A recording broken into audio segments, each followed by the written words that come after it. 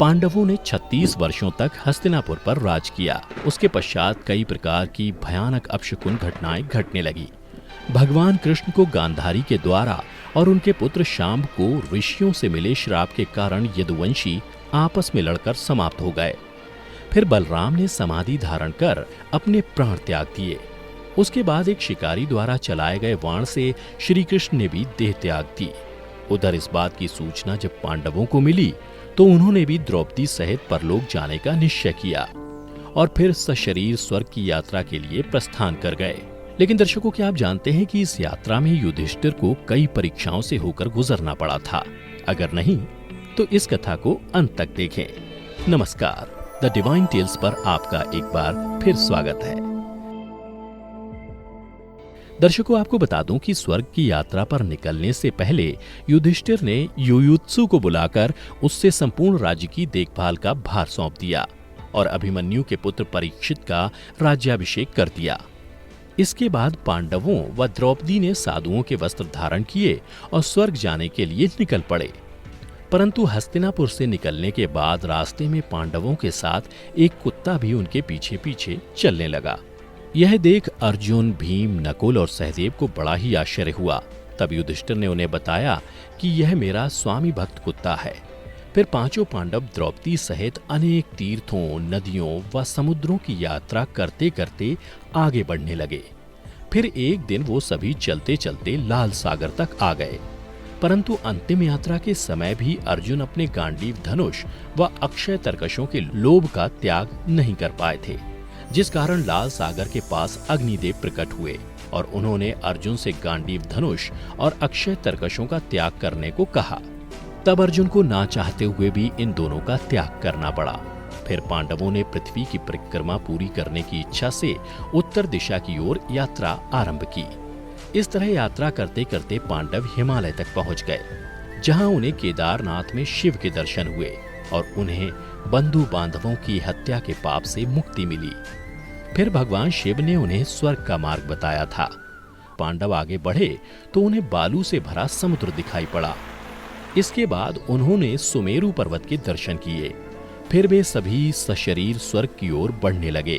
तभी इंद्रदेव वहां प्रकट हुए और उन्होंने पांडवों से कहा, मैं तुम लोगों को लेने आया हूं। तब युधिष्ठिर ने कहा, प्रभु क्षमा करें, हम लोग आपके साथ स्वर्ग नहीं जा सकते, क्योंकि हम सभी मनुष्य हैं और हमारे लिए अपने बल पर ही स्वर्ग तक की यात्रा करना उचित होगा। युधिष्ठिर के मुख से ऐसी बातें सुनकर देवराज इंद्र प्रसन्न हुए और वहां से चले गए।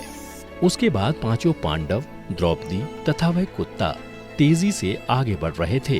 तभी द्रौपदी लड़खड़ाकर गिर गई। यह देख भीम ने युधिष्ठिर से पूछा कि द्रौपदी ने कभी कोई पाप नहीं किया, तो फिर क्या कारण है कि वह सबसे पहले नीचे गिर पड़ी? तब युधिष्ठिर ने कहा कि द्रौपदी हम सभी में अर्जुन को सबसे अधिक प्रेम करती थी, इसलिए उसके साथ ऐसा हुआ। ऐसा कहकर युधिष्ठिर द्रौपदी को देखे बिना ही आगे बढ़ गए। फिर थोड़ी देर बाद सहदेव भी गिर पड़े। तभी भीम ने पुनः युधिष्ठिर से सहदेव के गिरने का कारण पूछा, तो युधिष्ठिर ने बताया कि सहदेव किसी को अपने जैसा विद्वान नहीं समझता था, इसी दोष के कारण इसे आज गिरना पड़ा। इसी तरह कुछ देर बाद नकुल भी गिर पड़े। फिर भीम के पूछने पर युधिष्ठिर ने बताया कि नकुल को अपने रूप पर बहुत अभिमान था, इसलिए आज इसकी यह गति हुई। उसके थोड़ी देर बाद अर्जुन भी गिर पड़े। यह देख युधिष्ठिर ने भीमसेन को बताया कि अर्जुन को अपने पराक्रम पर अभिमान था। अर्जुन का मानना था कि वह एक ही दिन में शत्रुओं का नाश कर देगा, लेकिन वह ऐसा कभी कर नहीं पाया और इसी अभिमान के कारण ही अर्जुन की आज यह हालत हुई है। ऐसा कहकर युधिष्ठिर आगे बढ़ गए। उसके बाद थोड़ी आगे चलने पर भीम भी गिर गए। जब भीम ने युधिष्ठिर से इसका कारण पूछा तो उन्होंने बताया कि तुम खाते बहुत थे और अपने बल का झूठा प्रदर्शन करते थे, इसलिए तुम्हें आज भूमि पर गिरना पड़ा। यह कहकर युधिष्ठिर आगे चल दिए। अब केवल वह स्वामी भक्त कुत्ता ही उनके साथ चल रहा था। थोड़ी देर चलने के बाद युधिष्ठिर कुत्ते के साथ स्वर्ग के प्रवेश द्वार पर पहुंचे, जहां धर्मराज ने उन्हें ये कहते हुए रोक लिया कि युधिष्ठिर तुम्हारे साथ यह कुत्ता स्वर्ग में प्रवेश नहीं कर सकता है। धर्मराज की बात सुनकर युधिष्ठिर ने कहा कि यह कुत्ता मेरा परम भक्त है, इसलिए इसे भी मेरे साथ स्वर्ग जाने की आज्ञा दीजिए। लेकिन उन्होंने ऐसा करने से मना कर दिया। परंतु जब काफी देर तक समझाने पर भी युधिष्ठिर कुत्ते के बिना स्वर्ग जाने के लिए नहीं माने, तो कुत्ते के रूप में यमराज अपने वास्तविक रूप में आ गए। दर्शकों, आपको बता दूं कि युधिष्ठिर जिस कुत्ते को पूरे रास्ते अपना स्वामी भक्त कुत्ता समझ रहे थे, वास्तव में वह कुत्ता मृत्यु के देवता यमराज थे। युधिष्ठिर को अपने धर्म में स्थित देखकर यमराज यानी धर्मराज बहुत प्रसन्न हुए। इसके बाद धर्मराज युधिष्ठिर को अपने साथ स्वर्ग ले गए। परंतु स्वर्ग पहुंचकर युधिष्ठिर को यह देखकर बड़ा ही आश्चर्य हुआ कि वहां दुर्योधन एक दिव्य सिंहासन पर बैठा है, जबकि उनके चारों भाई और द्रौपदी वहां नहीं है। तब युधिष्ठिर ने देवताओं से कहा कि मेरे भाई तथा द्रौपदी जिस लोक में गए हैं, मैं भी उसी लोक में जाना चाहता हूँ। मुझे उनसे उत्तम लोक में नहीं रहना। तब देवताओं ने कहा कि यदि आपकी ऐसी ही इच्छा है तो आप इस देवदूत के साथ चले जाइए, यह आपको आपके भाइयों के पास पहुंचा देगा। युधिष्ठिर उस देवदूत के साथ चले गए। उसके बाद देवदूत युधिष्ठिर को ऐसे मार्ग पर ले गया जो बहुत ही दुर्गम और खराब था। उस मार्ग पर चारों ओर घोर अंधकार फैला हुआ था। सभी ओर लाशों का अंबार लगा हुआ था जिनसे दुर्गंध आ रही थी। इसके अलावा लोहे की चोंच वाले कौवे और गिद्ध मंडरा रहे थे। वह असिपत्र नामक नरक था। वहां की दुर्गंध से तंग आकर युधिष्ठिर ने देवदूत से पूछा कि हमें इस मार्ग पर और कितनी दूर चलना है और मेरे भाई कहाँ हैं? युधिष्ठिर की बात सुनकर देवदूत बोला कि देवताओं ने कहा था कि जब आप थक जाएं तो आपको लौटा लाऊं। यदि आप थक गए हो तो हम पुनः लौट चलते हैं। युधिष्ठिर ने ऐसा ही करने का निश्चय किया। परंतु जब युधिष्ठिर वापस लौटने लगे तो उन्हें दुखी लोगों की आवाज सुनाई दी। वे युधिष्ठिर से बार बार कुछ देर और वहीं रुकने के लिए कह रहे थे।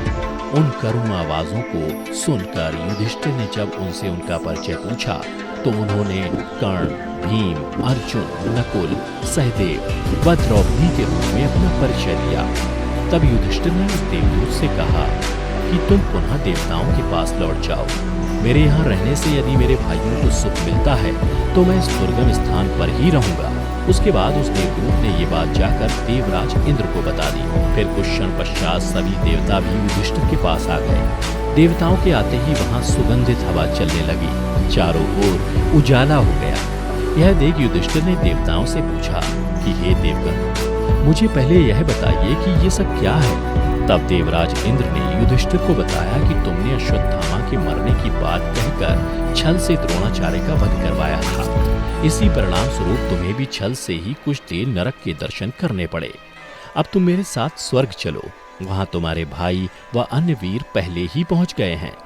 उसके बाद देवराज इंद्र के कहने पर युधिष्ठिर ने देव नदी गंगा में स्नान किया। स्नान करते ही उन्होंने मानव शरीर त्याग करके दिव्य शरीर धारण कर लिया।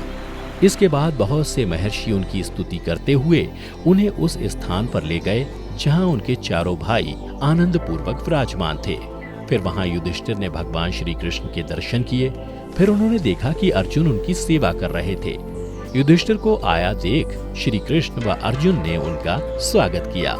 उसके बाद युधिष्ठिर ने देखा कि भीम पहले की तरह शरीर धारण किए वायु देवता के पास थे। कर्ण को सूर्य के समान स्वरूप धारण किए देखा और नकुल व सहदेव को अश्विनी कुमारों के साथ देखा। फिर देवराज इंद्र ने युधिष्ठिर को बताया कि ये जो साक्षात भगवती लक्ष्मी दिखाई दे रही हैं, इनके अंश से ही द्रौपदी का जन्म हुआ था। इसके बाद इंद्र ने महाभारत युद्ध में मारे गए सभी वीरों के बारे में युधिष्ठिर को विस्तार पूर्वक बताया। इस प्रकार युधिष्ठिर अपने भाइयों व अन्य संबंधियों को वहां देखकर बहुत प्रसन्न हुए। तो दर्शकों, आशा करता हूं कि आपको महाभारत से जुड़ी ये कथा पसंद आई होगी। अगर पसंद आई हो तो ज्यादा से ज्यादा लाइक और शेयर करें। साथ ही ऐसे ही आध्यात्मिक और पौराणिक कथाओं के लिए अभी हमारे चैनल को सब्सक्राइब